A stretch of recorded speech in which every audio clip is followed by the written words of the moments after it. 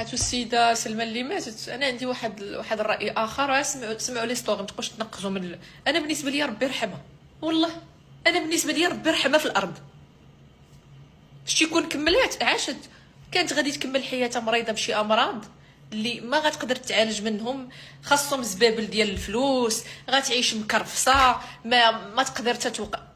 ربي يرحمها، قال صافي انتي سالينا هنا، الله يجعل شي بركه. فاش كتجي تشوفي الانسان حياته كلها معدي على الجسم ديالو، حياته كلها غير كيخربق في الماكله، حياته كلها عايش بنظام حياه كله مخربق، واخد ليا واحد يصورها يجيب ليها ما تاكل باش يصور بها الفيديوهات، والسيده ميته وانت تضرب ستوري. صاحبي السيده ميته، انا كنتخيل دابا كلبه ديالي الله يحفظها تموت ليا، واش نقدر ندير ستوري؟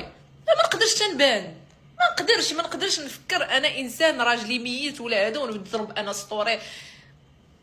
ما تدخلش للدماغ، اسمح لي. انا ما فهمتش هاد لا طوندونس هادي اللي ولات عند المغربيات.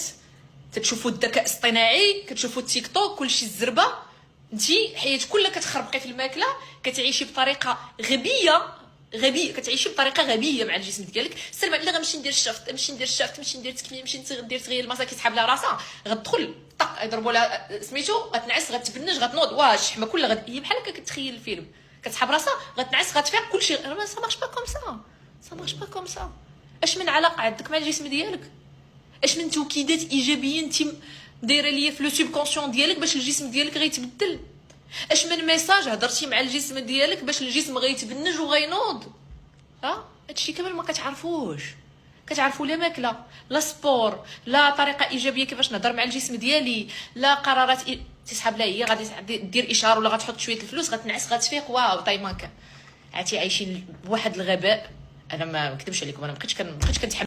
انا بالنسبه ليا وحده بغات تاخذ قرار ديال تكميم المعده ولا تغيير المسار ولا هاد العمليات كاملين، شتي قبل ما هادشي كامل شنو خاصك ديري؟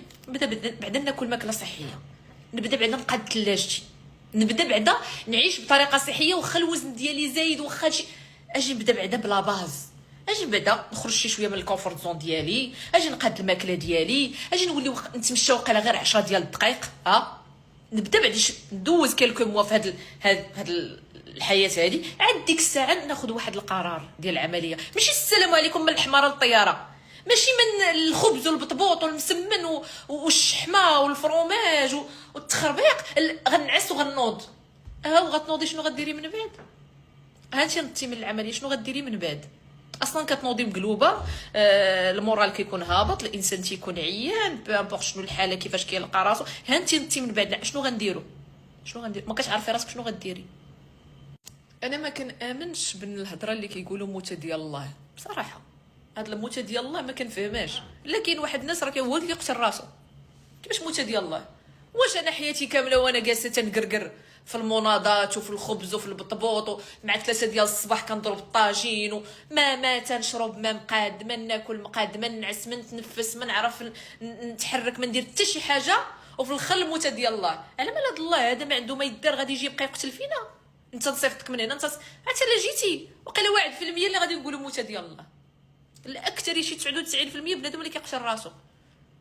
ثلاجتك عامره، كوزينتك عامره بالزيت، عامره بالسكر، عامره بالقليع، عامره بالزمر، وتقولي موته ديال الله؟ وحنا كلشي نلصقوا في الله يا ولاد الحساب. هذا كلنا خاصنا نمشيو للجنه، حنا راه غير ملائكه عايشين في الارض اون سوبي، حنا عايشين واحد الحياه هكا، ربي اللي مسلط علينا وربي اللي مقدر، والقدر حنا فقط حيوانات تعيش.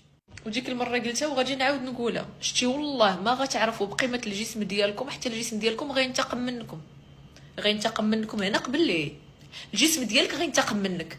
شي كرشك معداتك الا ما احترمتيهاش والله غتعيشك العذاب المبين. هي منفوخه، هي مشوشه، انت عندك الحرقه، المصران عنده لانفلاماسيون، الطواليت ما تبقايش تقدري تمشي ليها. الجسم ديالكم الا ما احترمتوش والله حتى غينتقم منكم اشد انتقام على وجه الارض. غتعيشي العذاب المبين. باقا صغيره 25 عام 30 عام غتبقاي باك ديال الامراض، طاك طاك طاك، وهذا الشيء كامل تيسحب لك انت جاي من عند ربي. سحب راسك، ربي كيصيفط لي باك كادو ديال تيك توك. انت اللي كتستقطبي ليا الامراض. شوفي اللايف ستايل ديالك كيفاش كتعيشي.